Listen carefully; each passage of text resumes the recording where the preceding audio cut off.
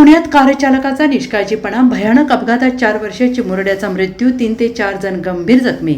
CCTV समोर. पुण्यातून एक धक्कादायक बातमी समोर येते आहे. खडकवासला गावात एका भरधाव कारने भीषण अपघात केल्याची भयानक घटना समोर आली आहे. एका बेजबाबदार कार चालकाने आपल्या ताब्यातील टाटा पंच कार भरधाव वेगाने आणि हयगईने चालवून 6 दुचाकी एका रिक्षाला जोरदार धडक दिली. या अपघातात एका 4 वर्षीय चिमुरड्याचा दुर्दैवी मृत्यू झाला आहे.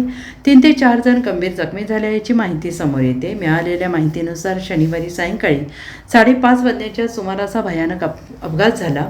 तर घडलेली सर्व घटना सीसीटीव्हीमध्ये कैद झाली.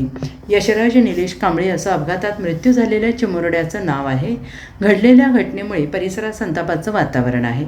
MH 25 BH 6489 अशी क्रमांकाची टाटा पंच कार घेऊन चालक आणि त्याचा साथीदार खडकवासला धरण भागाकडे चालले होते.